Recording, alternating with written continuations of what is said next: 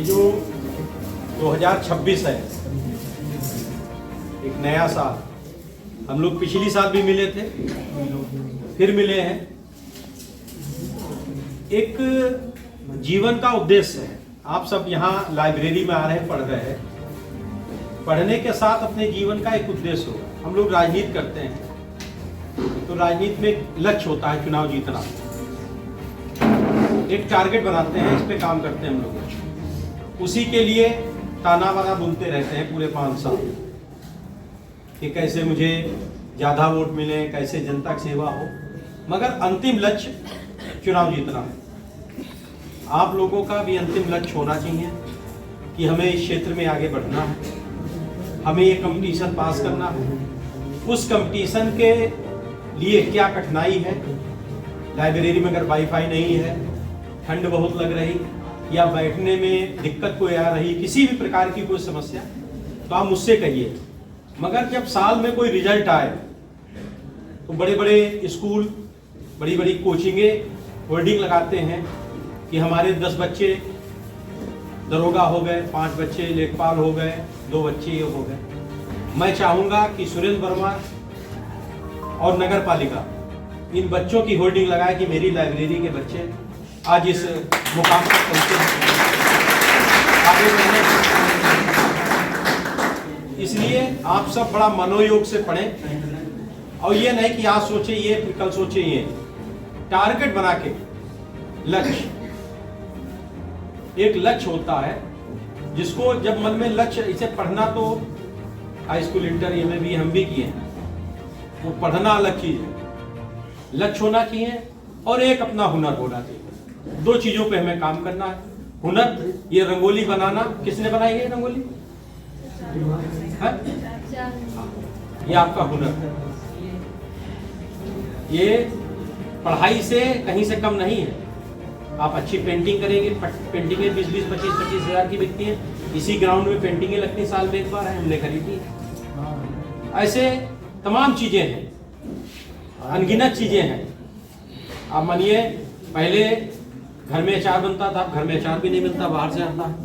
अचार बनाना सीखिए, उसमें व्यवसाय है, ब्यूटी पार्लर, तमाम कई चीजें हैं, मगर वो आपके हुनर पे है। और भैया लोग भी अपना पूरा टारगेट बनाए। गांव से आए हैं, पिताजी की उम्मीद लेके आए हैं, गांव की उम्मीद साथ आए हैं। बड़ा आस लगाए होंगे कि इन परिस्थितियों में आप पढ़ रहे हैं, क्योंकि जो इस लाइब्रेरी में पढ़ रहा है वो हमारे जैसे परिवार के बीच का निकला व्यक्ति है। कोई बहुत हाई फाई परिवार से नहीं है। जैसे हम मध्यम वर्गीय हैं, वैसे आप सब मध्यम वर्गीय। हमारा आपका स्तर एक है, कहीं ना मैं आपसे अपर हूँ, ना आप मुझसे अपर हैं। हम लोग समांतर के लोग हैं, मध्यम वर्गीय। और हम लोगों को बहुत सुख सुविधाएं नहीं मिली हैं परिवार से। हम लोग अपने मेहनत से, अपने लगाव से और ऊपर वाले की कृपा से, ईश्वर की कृपा से आगे बढ़ने के लिए काम करते हैं। आप सब इस 2026 में लक्ष्य बनाए। अभी लेखपाली की परीक्षा निकल रही हो रही है, लेखपाल का निकला है, होमगार्ड का निकला है। छोड़ो मत कुछ, छोड़ो मत कुछ, जो पहले आए। पर इस बार चुनावी वर्ष है, 27 में चुनाव, 26 में नौकरियों का अंबार निकलेगा, तमाम नौकरी निकलेंगी। आपको कहीं से कोई दिक्कत आ रही हो कंपटीशन की तैयारी के लिए, आप सुरेंद्र जी से बताइए, वो भी व्यवस्था हम करेंगे। बुकलेट नहीं होगी, बुकलेट देंगे जीके की, ऐसे भी हो। ये 26 इस गोला के लिए, हम सबके लिए, इस लाइब्रेरी के लिए बहुत अच्छी निकले। आप सब जरूर कोई ना कोई प्रतिभागी हों और परीक्षा पास करें। हम सबका गौरव बढ़ाएं, अपने गांव का, अपने माँ बाप का और इस पालिका का, इस लाइब्रेरी का, सबका गौरव आप सब हैं। आप सब आगे बढ़ेंगे, बहुत अच्छा लगेगा। पुनः आप सभी को 2026 की ढेर सारी शुभकामनाएं। स्वस्थ रहें, मस्त रहें और परीक्षा में उत्तीर्ण हो। पुनः धन्यवाद, आभार। कामयाबी मिल जाएगी एक दिन निश्चित ही। तुम्हें खुद को आगे बढ़ने के लिए तैयार रखना। कार्यक्रम के अध्यक्षता कर रहे हैं परम आदरणीय इस नगर के मुखिया अध्यक्ष महोदय, हमारे जेई साहब, प्यारे बच्चों, और हमारे साथीगण, सभी साथी कर्मचारी, मीडिया के बंधु, एक बड़ा हर्ष का विषय है कि माननीय अध्यक्ष महोदय द्वारा एक लाइब्रेरी की व्यवस्था की गई है, जहां पे आप लोग यहां आके शांति से पढ़ते हैं और आपको जो पढ़ने के समय जो सुविधाएं चाहिए वो अध्यक्ष महोदय की तरफ से आपको अवेलेबल कराई गई है। एक शहर के लिए एक बड़ी उपलब्धि है। मैं बताऊं कि हम लोगों ने कई जगह, मैं पहले मेरा परिचय शायद सब नहीं जान रहे होंगे, मैं इस नगर पालिका का अधिशासी अधिकारी हूं।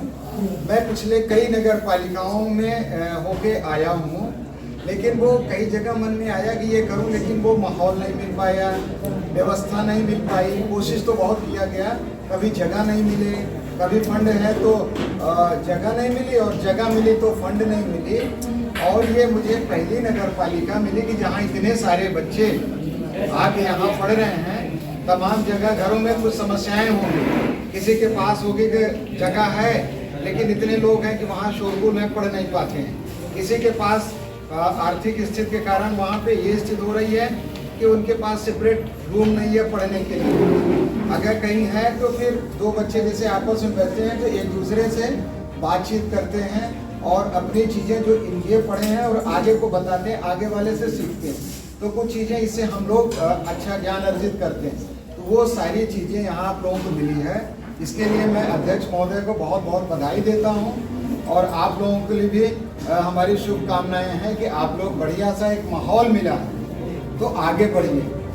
अभी अध्यक्ष महोदय कह रहे थे कि वो बिटिया खड़ी हुई थी, उन्होंने कहा कि वो उसका मंच पे खड़े होना ही बहुत बड़ी बात है।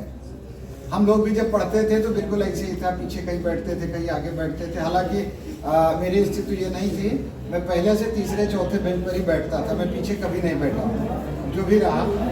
लेकिन इस स्टेज पे खड़े होकर कुछ कहना, ये मौका मुझे बहुत मौका मिलता तो था, लेकिन हम लोग जैसे नहीं हुआ बैक बेंचर कह लीजिए, पीछे बैठना, ऐसा ना हो कि मुझे बुला न लें, ठीक है।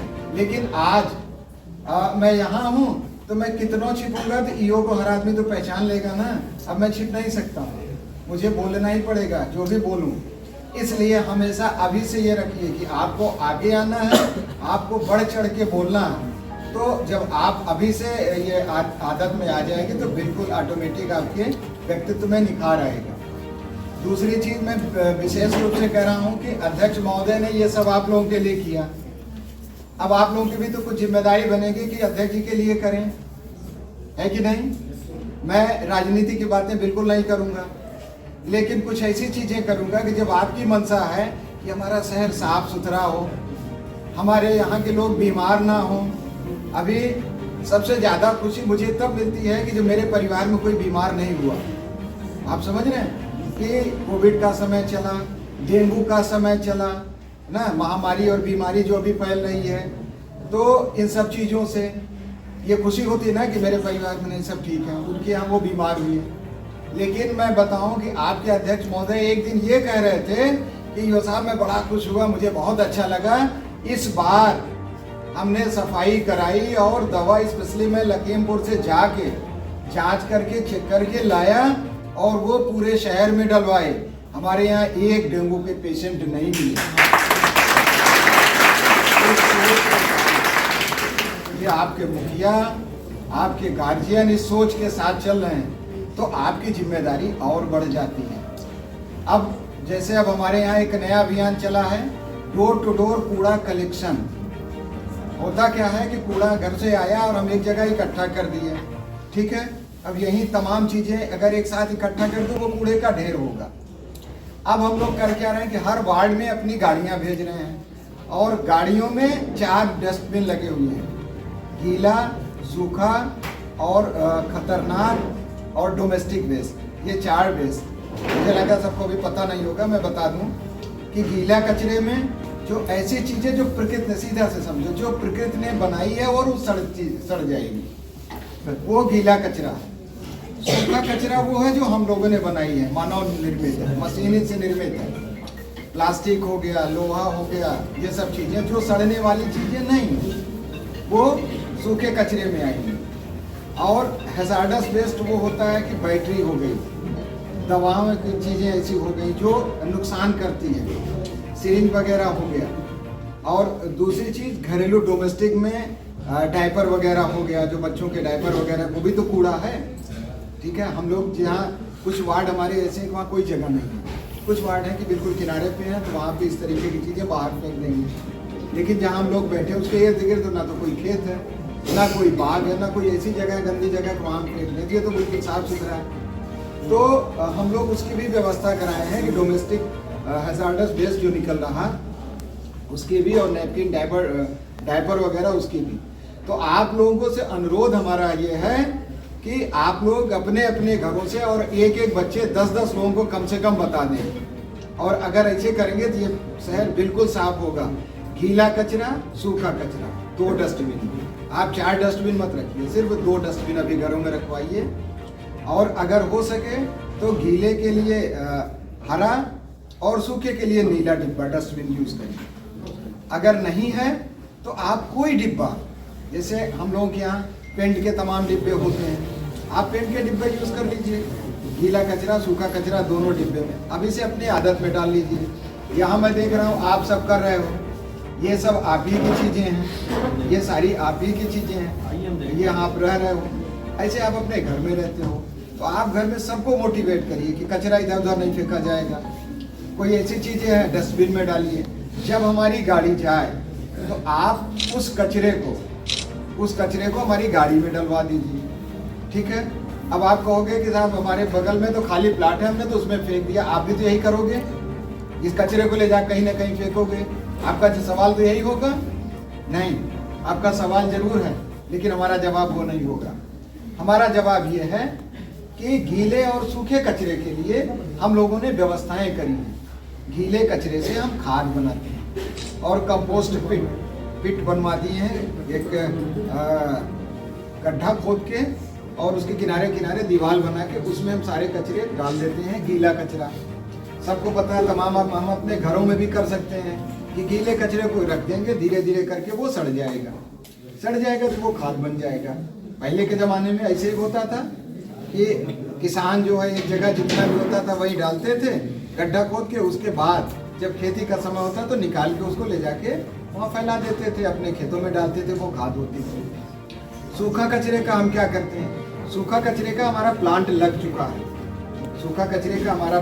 चुका है, वो यहाँ से जब आप हमको देते हैं उसमें तमाम चीज़ें देते हैं, शीशा देते हैं, लोहा आता है, कागज़ के टुकड़े आते हैं, प्लास्टिक की चीज़ें आती हैं, प्लास्टिक के बोतल आते हैं, तो ये सारी चीज़ें तो उस प्लांट पे ये सब अलग अलग कर देते हैं। ठीक है, अभी हम आपसे कहेंगे कि ये इतना कूड़ा हम आपको दे रहे हैं, आप इसको हमको 10 रुपए दीजिए। आप नाराज हो जाएंगे, करें हम कूड़ा 10 रुपए के लेंगे, कूड़े कैसी बात आप कर रहे हो ना। लेकिन मैं आपको बता रहा हूँ कि जो आप कूड़े को किसी लायक नहीं समझते हो, जिस कूड़े को आप किसी लायक नहीं समझते हो, उस कूड़े से इस नगर पालिका ने अभी 45,000 रुपए बेचा है। उस कूड़े को बेच के अलग अलग करके उन्होंने बेच दिया, लोहा अलग कर दिया, शीशा अलग कर दिया, कागज अलग कर दिए, पॉलीथीन अलग कर दिए, सब अलग अलग करके MRF सेंटर बना हुआ है। MRF का material recovery facility centre, MRF centre हमारा बना हुआ है और वहाँ पे जाके वो अलग अलग हो जाता है, फिर इसको हम बेच देते हैं। तो ये कूड़ा अब कहीं शहर में बचा भी नहीं, हमारे कूड़े का डिस्पोजल हो गया और हमको आमदनी भी हुई। बड़ी बात ये है कि हमको आमदनी हुई। तो आप सभी को आज के बाद ये करना है कि डोर टू डोर कूड़े कलेक्शन को हमारी गाड़ी को ही देना है। गीला कचरा सूखा कचरा अलग अलग देना है और उस कचरे से अब आप सबको बताओगे, उस कचरे से हम खाद बनाएंगे, गीले कचरे से खाद बनाएंगे, सूखे को अलग अलग हम बेचेंगे। एक चीज और करना है, अब होगा क्या कि इस समय जब हम लोग जाते हैं तो गलती हमारी भी नहीं है, जब ऊपर से कोई चीज हो जाता है तो हमारी आदतों में आ जाती है। हम सब्जी लेने जाते हैं तो हम लेंगे कि 1 किलो टमाटर लेंगे तो 1 पॉलीथीन मिल गई, फिर हम लेंगे मिर्चा लेंगे अलग उसमें दे दिया, हम फिर उसको पॉलीथीन में ले लिए। इस तरीके से आलू 2 किलो ले लिए, प्याज ले लिए, तो उसने क्या किया, हम 5 आइटम लिए तो 5 पॉलीथीन में हमको दे दिया। ठीक है, और हम भी बड़े शौक से एक में इसमें 2 3 4 5 यूँ करके एक नया फैशन की तरह लटकाते हुए चले आ चाय पीते रहिए, ठंडी हो ठीक जाएगी। है आप लोग हाँ चाय लेते पीते रहिए, रहिए। ठंडी हो जाएगी। तो हो क्या रहा है, जैसे ही यहाँ से दुकान से घर पे गया तो अब उसको क्या करते हैं, तत्काल उसको खोले और उसको फेंक दिए। फेंकने से क्या होगा कि वो उड़ के, अभी मैं सफाई की बात कर रहा हूँ ना, फिर सफाई पे आ गया, उसको जब फेंक देते हैं तो वो उड़ के या नालियों में चला गया, नाली में चला गया, एक जगह ब्लॉक हो गया। ब्लॉक होने के बाद पानी जो स्मूथली चल रहा था ओवरफ्लो होने लगा। आप नहा धो के निकले हो, मम्मी पेरेंट्स पूजा करने जा रहे हैं, नाली का पानी ओवरफ्लो कर रहा है। नगर पालिका ने तो अपना काम कर लिया, लेकिन नगर पालिका को सहयोग नहीं मिला। अगर वो पॉलीथीन आप नहीं फेंके होते तो पानी फ्रंटली निकल जाता। तो अब क्या हो, वहाँ चौक है। यही अगर इसको हम नाली में ना डालें, वाटर बॉडी में डाल लें, तालाब में, वहाँ डाल दिए, तो अब आपको तालाब भी तो आपका है, ये देश आपका है, ठीक है, आपकी जिम्मेदारी ज़्यादा है। अब वो वाटर जो तालाबों में जाके वो लेयर बनता जा रहा है, वहाँ तो एक है नहीं, हम ऐसे फेंकते गए, नीचे बैठता गया। अब जो पानी को जमीन के अंदर जाना चाहिए वो जमीन के अंदर नहीं जा पा रहा। क्यों? क्योंकि ऊपर तो पॉलीथीन की लैब चढ़ गई। अब वो गंदा पानी भी गंदा हो गया, वाटर रिचार्ज भी नहीं हो रहा और हमारे लिए एक पोल्यूशन का कारण भी बन रहा। ठीक है, पर्यावरण के लिए, उसके लिए भी, सामंजस्य के लिए भी जरूरी है कि अगर पानी निकल रहा तो पानी जमीन के अंदर जाए। ठीक है, तो आप लोगों से निवेदन है कि अपने पेरेंट्स को कहिए, या आप लोग जब बाजार जाते हैं, सब्जी लेने जाते हैं, एक थैला, एक झोला, कोई भी चीज़ जो घर को ले जाए, मल्टी यूज़ में हो, लेके जाइए, फिर उसको वापस करिए। और हम लोग तो अदरक ही बताएं, हमारी गाड़ी में भी जाइए, देखिए एक झोला हमारे यहाँ अक्सर रहता है, हम लेते नहीं हैं, क्योंकि चाहे कहिए कि मैं प्रशासन को मैं डर के मारा नहीं ले रहा हूँ, या मुझे ज्ञान है इस चीज़ का कि ये देश हमारा है और हमारे देश को, अपने देश को मुझे बचाना है, इसलिए नहीं ले रहा हूँ। तो आज से सभी लोग ये करिए कि अपने पेरेंट्स को कहिए कि हमारे घर में सिंगल यूज प्लास्टिक नहीं आएगी। अब झोला लेके आप बाजार जाइए, झोला लेके उसी में खरीदिए। हम लोग ऐसे खरीदते थे, बचपन में सब ऐसे खरीदते थे, अब तो अवेलेबल होने लगा। बीच में अंदर की 2 साल पहले बंद हो गई थी, फिर लोग अपने घर से लाना शुरू कर दिए, इधर थोड़ा सा कम हुआ। इस पे है क्या, जुर्माने हैं, जुर्माने हैं, 2 साल की कैद भी है। हम लोग अभी इसलिए नहीं करते हैं कि सब ये जानने वाले हैं, जो छोटा दुकानदार है वही पकड़ा जाता है। अगर हम लेंगे ही नहीं तो देगा नहीं। ठीक है, तो उसको भी आपको बचाना है। जब आप झोला लेके जाएंगे तो जाहिर सी बात वो नहीं रखने लगेगा। तो आपसे अपेक्षा 3 चीज़ें हमने बताई हैं। एक तो डोर टू डोर कलेक्शन, गीला सूखा अलग अलग, सिंगल यूज प्लास्टिक, और घर के आसपास साफ सफाई। ठीक है, इसी के साथ मैं अपनी वाणी को विराम दूंगा। जय हिंद, जय भारत।